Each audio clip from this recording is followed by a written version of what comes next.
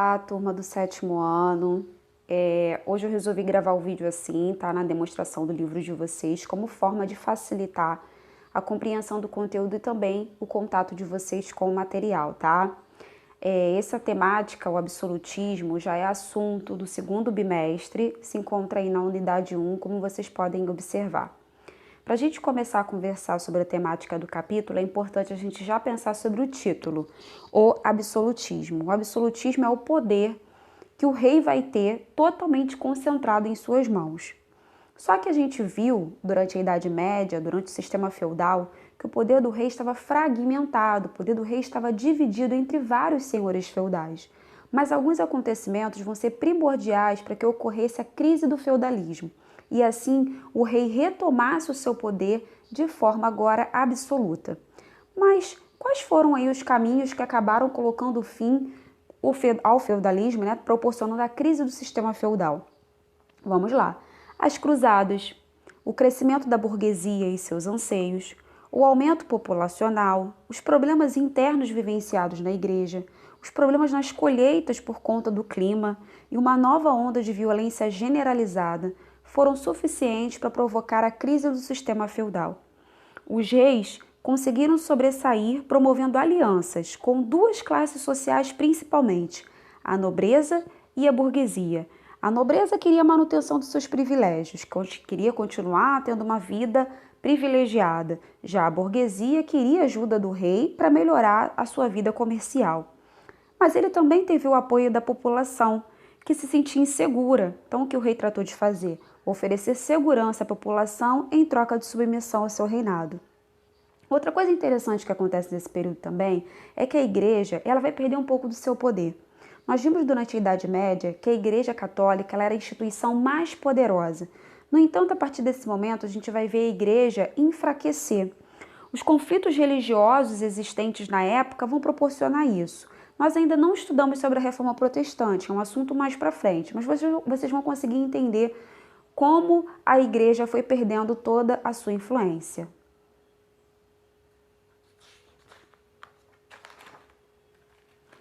Agora vamos aí caracterizar exatamente o absolutismo. O absolutismo foi a centralização de poder que ocorreu nos estados europeus. Ou seja, esses reis tomaram o poder de uma forma absoluta. Vários estados europeus tiveram o absolutismo como uma forma de governo. Mas o autor do livro vai separar dois estados principais para a gente falar, que vai ser a Inglaterra e a França. Se tratando do absolutismo inglês, a gente vai começar falando do rei Henrique VIII. Rei Henrique VIII foi um rei muito forte, ele governou de forma absoluta e um dos seus primeiros feitos foi romper relações com a Igreja Católica. Ele criou uma nova igreja chamada de Igreja Anglicana, que era subordinada diretamente ao seu reinado. Quando a gente for falar de reforma protestante, a gente vai ver sobre a existência, a formação da Igreja Anglicana com mais detalhes. Depois do rei Henrique VIII, quem governa foi sua filha, Elizabeth I. Ela criou uma rede de espionagem para combater seus inimigos e nunca convocava o parlamento. Parlamento? Parlamento é um grupo de deputados. A função de um parlamento é elaborar leis. Então, ela nunca convocava o parlamento, estando sob domínio dela o poder aí de elaborar leis. As medidas econômicas realizadas durante o governo de Elizabeth I possibilitaram o enriquecimento de nobres e burgueses. E Elizabeth I também promoveu a pirataria contra colônias espanholas na América Central. Ela permitia o ato da pirataria. A Elizabeth I faleceu sem deixar herdeiros. Para assumir o seu lugar foi chamado Jaime I, rei da Escócia. O Jaime I, governou de forma despótica. Ele era um rei severo, centralizando o poder político e realizando intensa perseguição religiosa aos puritanos, também conhecidos como calvinistas, muitos dos quais tiveram de se refugiar na América do Norte. Vocês podem pensar, professora, puritano, calvinista, eram religiões protestantes. A gente ainda não estudou sobre a Reforma Protestante, são capítulos à frente, mas não se preocupem que dá para compreender o conteúdo. Depois de inúmeras divergências com o parlamento, Jaime I também o dissolveu, acabou com o parlamento. Após a sua morte, quem assumiu o governo foi seu filho, Carlos I. Ele assumiu o trono, também acentuando o caráter absolutista de seu governo. O novo rei criou taxas alfandegárias para garantir o sustento da família real.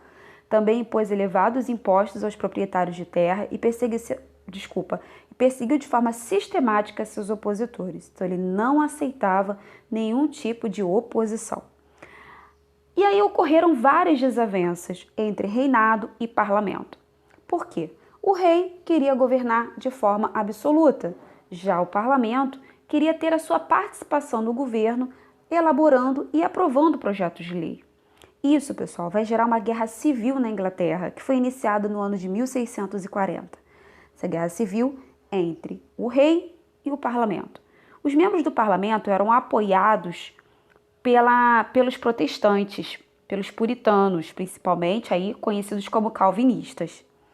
E eles eram conhecidos como cabeças redondas por conta do corte de cabelo. O líder do parlamento nesse processo da Guerra Civil foi um cara chamado Oliver Cromwell. Essa guerra civil entre rei e o parlamento e seus apoiadores ficou conhecido como Revolução Puritana. E o parlamento saiu vencedor, tá? Pela primeira vez, agora sob o governo de Oliver Cromwell, o Estado da Inglaterra era uma república. No entanto, Oliver governou também de forma severa. Durante seu governo, ocorreu uma ditadura que realizou diversas perseguições políticas e religiosas contra seus adversários. Durante seu governo, o parlamento aprovou o Ato de Navegação. O que determinava esse ato? Determinava que os navios não ingleses não poderiam desembarcar nos portos do país ou de suas colônias. Ou seja, qualquer tipo de comércio feito deveria ser feito com navios ingleses. A partir de então, a Inglaterra se tornou a maior potência naval da Europa. Com a morte de Cromwell, em 1658, seu filho Richard assumiu o poder. No entanto, não demonstrava a mesma habilidade política que seu pai e decidiu renunciar no ano seguinte. Em 1660, foi restaurada a monarquia e quem subiu ao posto foi o filho de Carlos I. Mesmo com a mudança de sistema, o absolutismo perdurou sob o governo de Carlos II. Depois de Carlos II, seu filho, Jaime II, assumiu o poder. No entanto, os parlamentares depuseram Jaime II e entregaram o trono ao príncipe holandês chamado Guilherme de Orange. Ele era casado com a inglesa Mary Stuart, filha do rei deposto. Ao assumir o trono, Guilherme teve que assinar a Declaração de Direitos estabelecida pelo parlamento. Essa declaração, pessoal, determinava o seguinte: o rei, no caso Guilherme, ele assumiria o trono como rei, mas ele teria que obedecer ao parlamento. Aos poucos, o absolutismo foi perdendo espaço para uma monarquia constitucional na Inglaterra. A palavra constitucional da monarquia vem de constituição, leis. Então, a Inglaterra passou a ser uma monarquia constitucional, ou seja, era um rei que governava, porém, ele tinha que obedecer às leis, ou seja, à Constituição. Por isso, monarquia constitucional. Esse processo do parlamento, tirar o Jaime II, colocar o Guilherme de Orange e ele assinar a Declaração de Direitos, ficou conhecido como Revolução Gloriosa e ganhou esse nome porque não houve derramamento de sangue. Abaixo, a gente começa a falar sobre o absolutismo francês, que também foi muito importante. Ele se torna marcante com o rei Henrique IV, onde o seu autoritarismo foi acentuado, o autoritarismo do governo francês foi acentuado. Ele dispensou os Estados Gerais. Os Estados Gerais eram uma assembleia composta pela realeza, pelo clero e pela burguesia que tomava as decisões importantes no Estado francês. Henrique IV passou a vigiar os governadores das províncias, nomeou ministros ligados à burguesia, afastou-se da influência dos senhores feudais, estimulou a colonização do atual território do Canadá e intensificou a prática do mercantilismo. Ele tinha todas as características propriamente ditas de um rei absolutista. Após a sua morte, seu filho, Luís XIII, que tinha apenas 9 anos de idade, não pôde assumir o trono francês. Quem assumiu temporariamente foi o primeiro-ministro mais conhecido como Duque de Richelieu. Ele criou a expressão razão de Estado. O que isso significa? Significa que o rei passou a ser visto como o único detentor dos direitos governamentais do Estado francês. Além disso, o monarca ganhou o status de representante de Deus na terra. Olha quanto poder esse rei passou a ter, detentor de todos os direitos governamentais do Estado francês. Sobre ele estavam todo o domínio, toda a parte governamental. E eles tinham o ato de também não contestar o poder desse rei, porque ele era visto como representante de Deus. Não se contesta a vontade de Deus, né? Mas o grande nome do absolutismo francês, que é considerado o maior exemplo da autoridade da era moderna, foi Luís XIV. Ele acumulou os cargos de rei e primeiro-ministro, esvaziou o Conselho Real, proibiu as comunas do interior que escolhessem seus governantes, consolidou o exército permanente, incentivou a criação de manufaturas e de companhias comerciais, estimulou a prática do mercantilismo e envolveu a França em vários conflitos externos no cenário geopolítico europeu, ou seja, guerras. Ele foi o autor da frase que simbolizou o sistema absolutista. Ele se auto-chamava de Estado sou eu. Ele dizia que ele era o rei Sol, por escolher o Sol como símbolo de seu governo. Galerinha, recapitulando o que nós falamos. Estamos falando sobre absolutismo. Absolutismo é uma forma de governo em que o rei detém todos os poderes. Vimos a Inglaterra se iniciar como Estado absolutista e no final terminar como uma monarquia constitucional, ou seja, tinha um rei, no entanto, o rei obedecia às leis. Então a gente teve aí dois conflitos muito importantes na Inglaterra, que foi a Revolução Puritana, que foi a Guerra Civil entre parlamento e rei, onde o parlamento venceu, e a Revolução Gloriosa, que foi a retirada do rei Jaime II, colocou-se Guilherme de Orange no poder e ele assinou a Declaração de Direitos. Revolução Gloriosa ganhou esse nome porque não houve derramamento de sangue. Nós vimos também o absolutismo francês, que teve vários nomes importantes, mas com destaque o rei Luís XIV, que se denominava o Estado sou eu e também como Rei Sol. Pessoal, vou seguir essas atividades para vocês fazerem, tá? Elas vão estar na página 186.